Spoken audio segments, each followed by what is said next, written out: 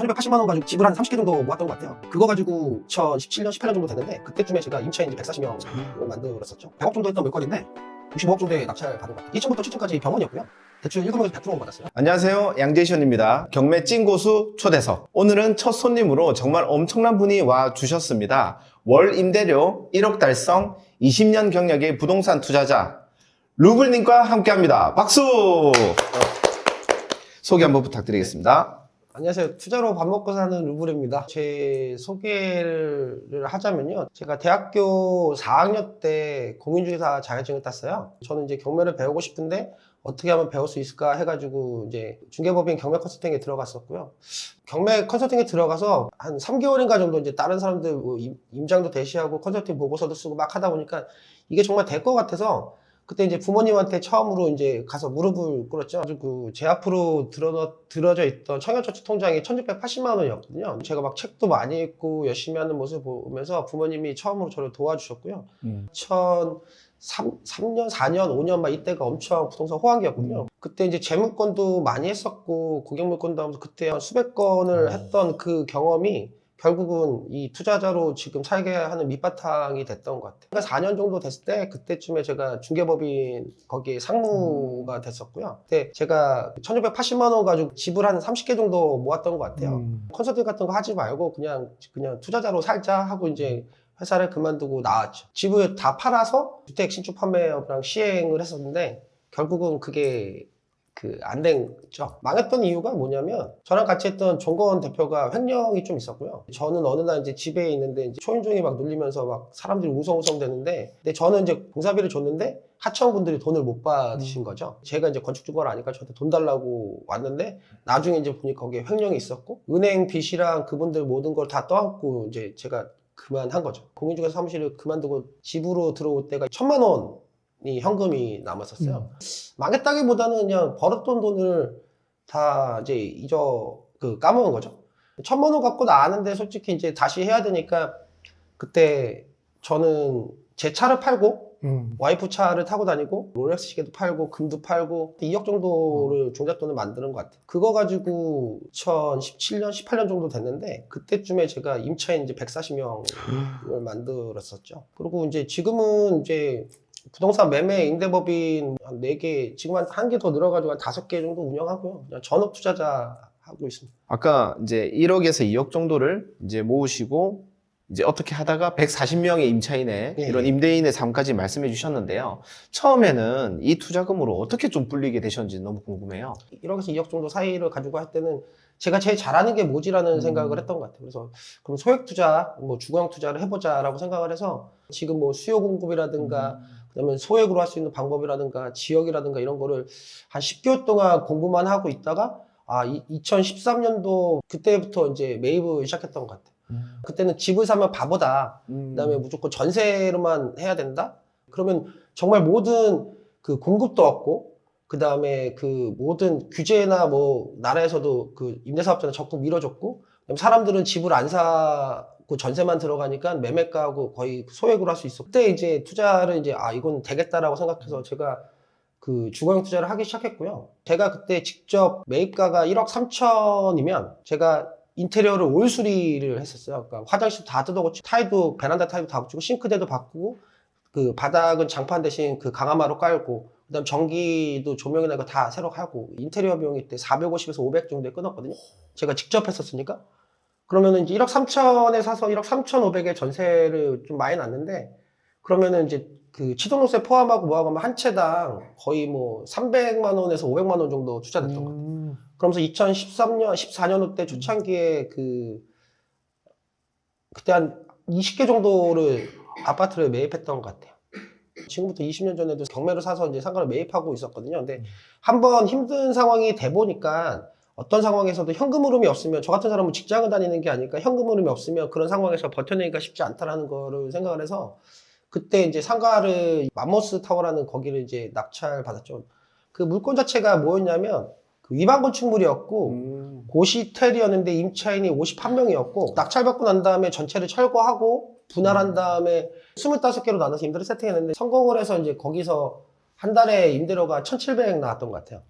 근데 그때 대출이자가 한 300 정도 됐으니까 한 달에 이제 100만 원을 빼놓고 나면 뭐 400, 500 정도 되잖아요. 그러면 한 달에 1200 정도가 남으니까 그걸 가지고 한 달에 아파트를 또 2개씩 샀던 거예요. 직접 노가다를 하면서. 그때 또 이제 앞에 그 20개를 샀던 그 물건들이 전세가 보통 한 3천에서 4천 정도씩 올랐어요. 그럼 일부분은 매도하든가 그러면은 4천씩 나오면 6억 정도가 생기잖아요.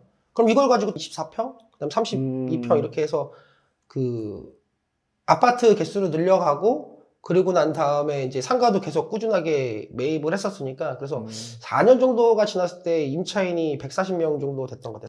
그러고 난 다음에 이제 사람들이 2017년, 18년 정도 되면 사람들이 엄청나게 막 그 부동산이 호황이고 뭐 무조건 자고로 나면 오른다라고 막 그랬었잖아요. 근데 그때 저는 의문이었던 게 그렇게 계속적으로 부동산이 상승하지는 못하거든요. 근데 그전에도 저는 2003년도부터 2007년, 8년도까지 어떤 그 엄청난 그 호황기를 보고 난 다음에 그 서브프라임 터지고 2013년도까지 거의 5년 동안 그 부동산 시장이 얼어붙은 걸 봤잖아요. 그렇기 때문에 이제 제가 임차인이 너무 많고 아파트 개수가 너무 많다 보니까 언젠가는 정리해야 되는데 1년에 한 개씩만 정리를 한다고 해도 100년이 걸리니까 그러면 저는 이제 어떤 생각을 하냐면 하나씩 이제 정리를 해야 되는데 그때부터 이제 나라에서 이제 규제가 많이 들어왔었죠. 뭐 양도세 중과라든가 그다음에 저는 이제 임대사업자로 묶여져 있던 게 이제 그 끝나가는 시점에 있던 물건 이제 하나씩 팔았던 거죠. 근데 그때 많은 사람들이 막 2천만 원 넣으면은 뭐 1억이 오르고 5천만 원 넣으면은 뭐 그 뭐 몇 억이 오르고 막 그랬던 갭 투자에 막 유행을 하고 어느 자리를 간다고 해도 다 부동산 얘기만 하고 그다음에 뭐 어떤 강의나 이런 디프리 가면 질문이 몇 개 갖고 계세요? 막 이런 상황일 때 저는 이제 좀 팔아야겠다라는 생각이 있고 천천히 정리를 했던 것 같아요. 2019년부터 정리를 했는데 그때 많은 사람들이 반대했었죠. 이 집값이 더 오르는데 이걸 왜 파냐? 근데 제가 그때 한 그 50개 정도를 팔았던 것 같아요. 50개 정도를 팔았는데 그 팔고 난 다음에 확 올랐으니까 그때 코로나 때문에 확 오르니까 호가는 올랐죠. 저는 그걸 판 다음에 그거를 이제 현금으로 좀 바꿔놨어요. 그래서 운 좋게도 이제 코로나가 터지고 난 다음에 그 팔았던 돈을 가지고 그때 많이 나왔던 게 PC방, 어떤 그 사람들이 모이는 뭐 안마 뭐 이런 것들에 대한 상가를 아파트 팔았던 돈을 가지고 그때 많이 매입할 때는 호실로 연에 한 20개 정도를 샀던 것 같아요. 그래서 이제 아파트 차익형 물건을 다 세금 다 잘 내고 한 다음에 남은 이제 수익형으로 바꾼 거죠. 그래서 그 전에 그 임대 수익 자체가 한 3천 정도였는데 그 초창기 때 코로나 막 심할 때 그때 제일 많이 매입했고 그 23년 그때도 연에 한두 개씩은 매입했던 것 같아요. 그러다 보니까 이제 현금으로 많이 바꿔서 여기까지 그래서 1억 뭐 이런 얘기 별로 하고 싶지 않은데 너무 대단합니다. 와, 진짜 이 엄청난 성공 스토리를 들었는데요. 원래 이제 상가 전문 투자자라고 해서 전 이제 상가만 하신 줄 알았는데 이 주거용으로 많이 하셨군요. 근데 아까 말씀해 주실 때 좀 큰 우여곡절이 좀 있으셨던 것 같아요. 시행사나 이런 거 하실 때. 그게 좀 구체적으로 어떤 상황이었는지 그리고 어떻게 이겨내고 그때 다시 올라설 수 있었는지에 대해서 한번 말씀해 주시겠습니까? 그때 이제 이명박 정권에서 그런 게 있었어요. 도시형 생활주택 해가지고 주차장법을 완화해 주는 게 있어가지고 그때 법이 바뀌면 그거에 관해서 그 많은 어떤 그 가구 수를 짓고 그러면 임대로 돌리면 수익률이 나겠다 해서 그때 이제 요걸로 이런 아이디어로 해서 이제 집을 다 팔고 그걸 가지고 이제 경매로 그 다주택이나 이걸 받아가지고 했던 거죠. 근데 이제 그때가 언제냐면 2008년이었으니까 제가 이제 그걸 하고 있는 중간에 서브가 터졌거든요. 내가 다 컨트롤할 수 없고 내가 다 모르면 하지 말아야 되는데 그때는 제가 뭐 아무리 뭐 했던 경험이 있지만 뭐 건축이나 뭐 이런 걸 정확하게 잘 모르고 아는 사람을 믿었던 거였죠. 근데 결국 그 믿었던 게 어떻게 보면 부메랑이 돼서 잘 안 된 거였던 거죠. 그러고 난 다음에 엄청 힘들었는데 와이프님한테 고마운 게 뭐냐면 그때 제가 너무나 힘들어서 막 정신을 못 차리고 있었는데 와이프님이 제가 고등학교 때 만난 친구예요. 모나이보펜이랑 백지를 저한테 딱 주더니 야 써 이러더라고요. 그래서 뭘 써? 그랬더니 갖고 있는 거하고 빚하고 써. 그리고 쭉 적었는데 이제 그때 와이프가 하는 말이 야 흑자네. 나는 뭐 너가 몇십억 빚져가지고 이거 다시 파산하고 한다면 다시 해야 되는 뭐 흑자인데 뭐 다시 하면 되지 뭐 그 말이 엄청나게 용기가 됐고요. 그러고 난 다음에 그냥 뭐 내가 뭐 빚이 있는 것도 아니고 그냥 뭐 돈 벌은 거가 없어진 건데 뭐 다시 하면 되지 뭐. 그때 그 부동산 사무실까지 다 정리하고 책상하고 의자만 갖고 그 집으로 들어왔죠. 근데 어떤 막 사람이 그 위기가 닥치고 하면 그때 또 감사한 거는 그때 뭐 가족들 아니면 저희 와이프나 막 이게 많이 힘이 됐던 거. 근데 단순했습니다. 뭐 어차피 아직 젊은데 다시 하면 되지 뭐 이런 생각을 했던 것 같아요. 그때가 34살인가 5살인가 그랬으니까 다시 하면 된다고 생각했던데 그래서 더 열심히 하게 됐고 근데 결국은 운이 좋았던 거죠. 다시 막 준비하고 그 부동산을 매입했던 시기가 모두 이제 지나고 보면 다 아시겠지만 13년도 때부터 해서 했던 거니까 14년도 때부터 거의 저점에서 고점까지 갔잖아요. 그리고 결국은 한 번에 탐욕을 부려가지고 그 시장에서 아웃되는 사람들도 많이 봤기 때문에 그래서 저도 그때 19년도부터 물건을 그 정리했던 거죠. 그러니까 저는 그때 팔았던 물건들이 30평대를 2억 9천대, 8천대에 매입했었거든요. 근데 그때 제가 거의 한 4억대 정도에 팔았으니까. 근데 그때 전세 채워줬던 걸로 하게 되면 역전세가 한 채나 1억씩은 났을 텐데 그때 욕심 부렸던 막 20개 정도 했으면 역전세 20억씩을 맞았거든요. 근데 저는 그때 몸집을 좀 줄여놔서 제가 뭐 어떤 뭐 미래를 예측하거나 어떤 뭐 데이터를 정확하게 분석하거나 그런 게 아니라 저에 대한 생각을 했던 거죠. 이거 다 어차피 다 그 한꺼번에 정리도 못하니까 영원히 오르는 자산도 없으니까 조금 이렇게 안정해놓고 탐욕을 좀 버리자 해서 좀 미리미리 좀 정리를 해놨던 것 같아요.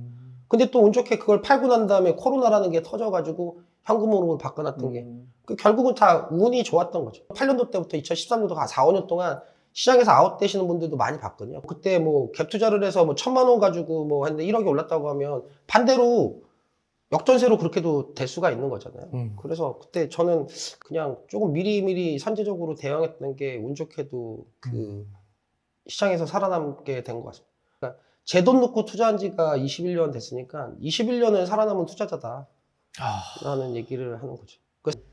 그때 저한테 그 아파트 막 50개 팔 때 저한테 바보라고 했던 사람들 많았었어요. 근데 팔고 난 다음에 호가는 뭐 거의 100억 정도 올랐으니까. 그렇지만 100억이 호가가 오른다고 해도 한 번에 다 팔 수도 없는 거고, 그거 세금 막 60, 70% 빼고 30억도 안 될 거고, 그렇게 또 팔 때마다 조금씩 깎아줘야 될 거고, 다 한다고 하면, 이불킥은 하긴 했지만, 그래도 뭐 결국 그거를 이제 또 현금으로 제가 뭐 상가 투자해서 저만의 기준으로 하는 그걸로 바꿔놨으니까, 저한테는 뭐, 지나고 보면은 운 좋게 잘 행동했던 것 같아요. 아, 이게 뭔가 저도 느끼는 게 많은데요. 이 불황을 잘 견디는 게 정말 투자의 고수이지 않나 이렇게 생각하고 또 제가 와닿았던 거는 너무 큰 탐욕을 부린다기보다 너무 이제 시세차익만 바라고 계속 욕심을 부리고 가는 거는 갑자기 불황이 왔을 때 좀 위험하다는 생각이 들고 이제 중간에 이제 루블님이 현금 흐름 투자로 바꾸면서 안정성도 확보하면서 이렇게 버텨냈다는 게 저한테는 아주 큰 것으로 다가왔습니다. 주거용도 같이 하시고 상가도 하고 계신데 아무래도 지금 상가 투자에 이제 많이 집중을 하시고 계신 것 같아요. 지금 블로그를 보면 상가 투자 진행하는 사진들도 많이 보이고 하던데요. 그러면 루블님이 최근에 어떤 물건을 투자하셨는지 좀 공유해 주실 수 있을까요? 금리가 가장 높을 때였고 경기가 엄청 안 좋아서 많은 사람들이 반대를 했었죠. 그때가 감정이 거의 한 100억 정도 했던 물건인데 65억 정도의 낙찰 받은 것 같아요. 1층부터 7층까지 병원이었고요. 근데 그거 이해관계인이 100명 정도 있었는데 그냥 잘 명도해서 잘 수리해서 임대는 일부러 그 실소유자한테 팔라고 좀 남겨놓고 빼고는 지금 다 임대는 다 채웠습니다. 대출 1금융에서 100% 받았어요. 와. 대출 금리가 만약에 7%여도 수익이 나는 구조를 세팅을 하려고 했는데 제가 그때 4.56%의 대출을 그 채워서 빼고 100% 받았습니다. 좀 고생은 했는데 결국 임대는 다 채워서 지금 금리가 점점 떨어지면은 이제 그 한 개 호실씩 뭐 한 개층 뭐 2개층 이렇게 판 다음에 원금 매수하려고 지금 준비 중에 있습니다. 와. 지금 저희 구독자분들도 깜짝 입을 벌리면서 깜짝 놀라실 것 같은데요. 자, 그럼 너무 직관적인 질문일 수도 있는데 65억에 이제 낙찰을 받으셨는데요. 혹시 최종 수익은 어느 정도 기대하고 계신가요? 현재는 한 개 호실 들치고 한 5천 조금 안 되는 것 같아요. 근데 대출이자는 2,600이니까 갖고 있으면서도 이제 수익률은 나오고 조금씩 그 팔면은 이제 원금 매수하게 되면 원금 매수한 걸로 이제 또 딴 것도 투자하고. 이거 입찰장에 제가 낙찰 받을 때 사람 다 웅성거렸어요. 제가 왜냐면 후순위하고 10억 차이 났거든요. 네. 근데 모든 웅성 저 사람 미친 거 아니야 저 사람 미친 거 아니야 막 그랬는데 이 물건 옆에 건물 한 개층을 갖고 있었는데 그때 전용 평당 금액으로 1150인가에 팔았어요. 근데 제가 10억, 2등하고 10억 차이가 났지만 평당가는 제가 500만 원에 받았거든요. 그러면 절반 이하로, 왜냐면 제가 옆에 매매까지 했던 사례를 아니까, 근데 사람들은 10억이 차이 났고, 지금 같은 금리가 높은 시기에, 그 다음에 저 사람 그 바보야? 막 이렇게 얘기했는데, 그때 아니면은 그 금액에 살 수가 없거든요. 저도 이제 조금 그 높이 쓰는 감은 있지만, 뭐, 그건 어떻게 될지 모르는 거니까요. 그 다음에 이 두 개, 세 개층 호실을 팔아가지고 원금매수하면 그 원금매수한 거하고 또 딴 거를 복사 붙여넣기 하면 되니까. 여러분, 제가 엄청난 분을 모셨다 그랬죠? 예. 100% 대출을 받으시고, 지금 수익은 이제 20억에서 30억, 그리고 월세는 한 달에 2,400이 남는 이런 찐 투자를 또 말씀해 주셨어요. 아, 대단한데요? 이게 보면 투자 고수분들은, 그러니까 차순위랑 경매에서 크게 차이가 나더라도 자신만의 이런 전략을 가지고 가시는 모습을 많이 봅니다. 많은 분들이 저한테 그런 말을 물어봐요. 그 부동산이 호황일 때는 전업투자자 하면 어떨까라고 물어보는데 제가 제일 많이 얘기하는 게 뭐냐면 딴 데서 뭐 어떤 노동수익이든 뭔가 이렇게 현금으로 만들 수 있는 거 있다면 절대 버리지 말아야 되는 겁니다. 왜냐면 언제 어떻게 될지 모르는 거고 그리고 전업투자를 한다는 거가 쉽지가 않아요. 그리고 전업투자를 한다는 거는 그 현금이 없으면 진짜 쉽지 않거든요. 왜냐면 다달이 돈이 그 계속 그 생기지 않아버리고 현금이 없으면 결국은 힘들어지는 게 많아서 전업투자가 생각보다 쉽지 않습니다.